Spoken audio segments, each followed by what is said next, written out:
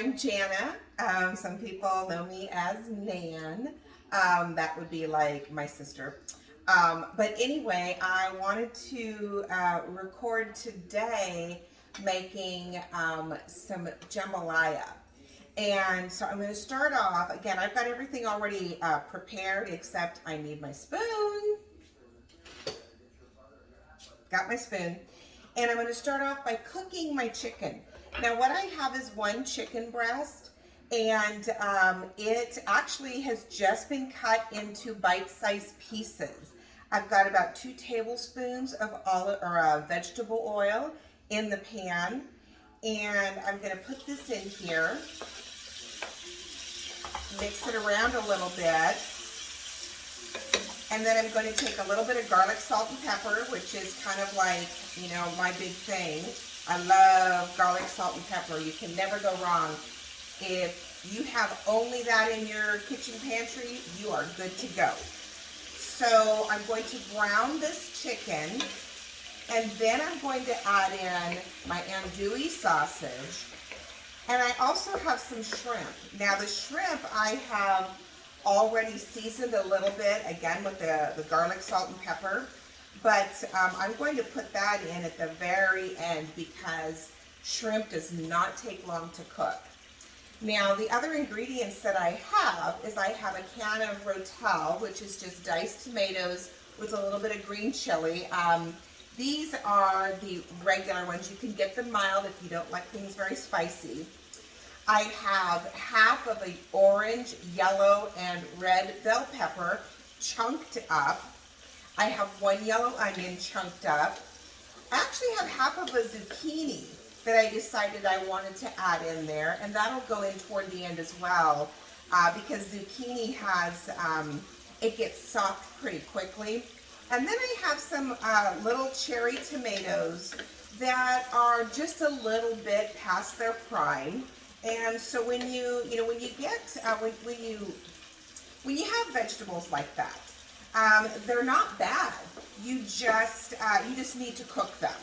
And of course, if they're really soft or if there's mold on them, obviously you don't want to use those because at that point the flavor gets really bad too. But when they're just getting a little bit, shall I say, wrinkly, kind of pruny, they're still okay. They're just not the ones that you would want to eat fresh, like dipped in some, like a yogurt dip or something. So what I'm doing is as my chicken is browning, I'm flipping it over so that I'm getting it browned on both sides. And then I also, I have some seasoning that's in here. This is an actual jambalaya seasoning.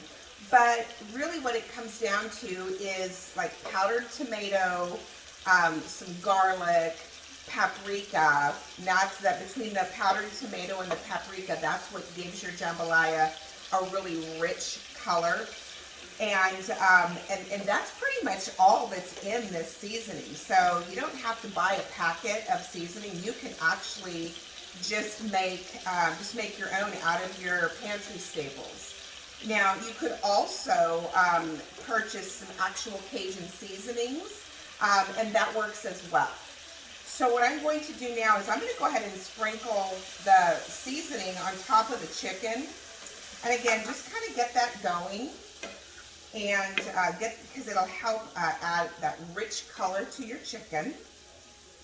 And it actually, I mean, you want to have your chicken cooked well. But it really, when it's little tiny bite-sized pieces, it doesn't take that long to cook.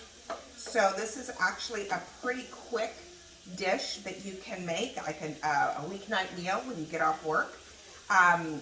So now I've got my seasonings kind of all mixed in. Now I'm going to add my can of tomatoes, get those in there. Then I'm going to start adding everything else. So I'm going to put in my andouille sausage. I am going to add in all of these vegetables. My red bell, oop, there goes the tomato.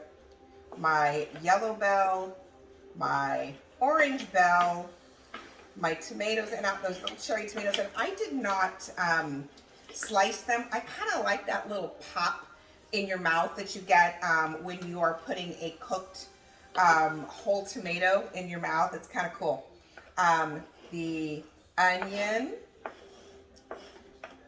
and the zucchini.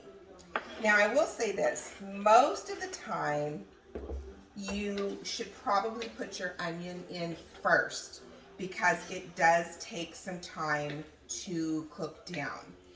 But because I'm going to let this simmer low and slow, it's all going to come together and everything will be not mushy. It'll still have some firmness to it. And then at the very end, when I feel like the vegetables are at the tenderness that I want, I will then put my shrimp in. So for now, what I'm going to do is I'm going to put a lid on this. I'm going to turn the burner down to about a low simmer and probably let it simmer for maybe 20 minutes, maybe not even that long, we'll see. And then when I'm done, I'll come back and show you what we'll do next. See you in a minute.